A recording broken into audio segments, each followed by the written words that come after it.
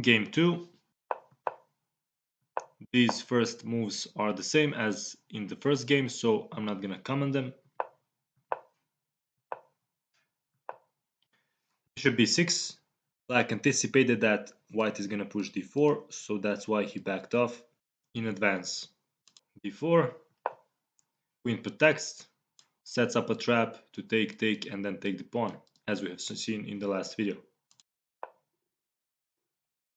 Castle, now we cannot take, because takes, and then rook e1, and queen is lost. Knight f6, the best move you can do is to develop and attack something.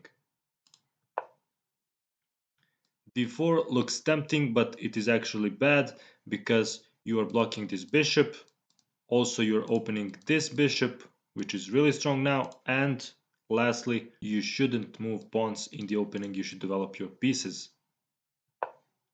Knight b8, knight a5 was not good because maybe this knight can get lost after bishop d3. Bishop d3, protecting the pawn, but moving the same piece twice, which is not good. Better was just to develop knight or develop queen with the same purpose of defending this pawn. d6, strengthening up the center, and now this bishop can get out. h3, preventing the pin, but again weakening up the king's defense a little bit. In the future this can be a problem, and actually black immediately takes action to take advantage of this h3 move.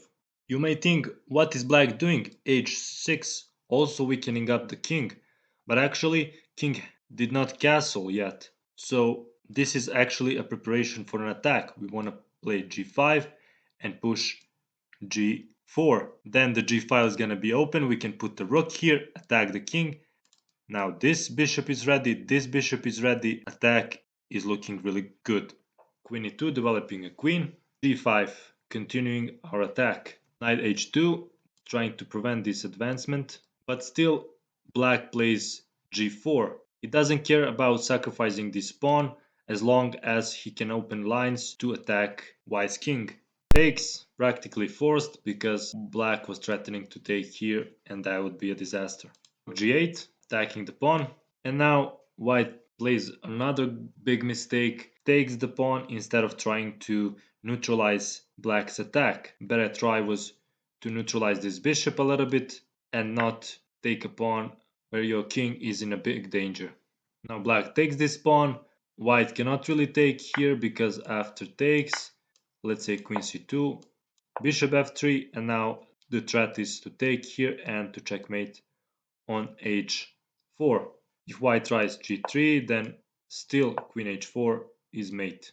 That's why white played bishop e3, knight takes, and king takes h2. If white tries queen b6, ab, and takes here, then we have this move.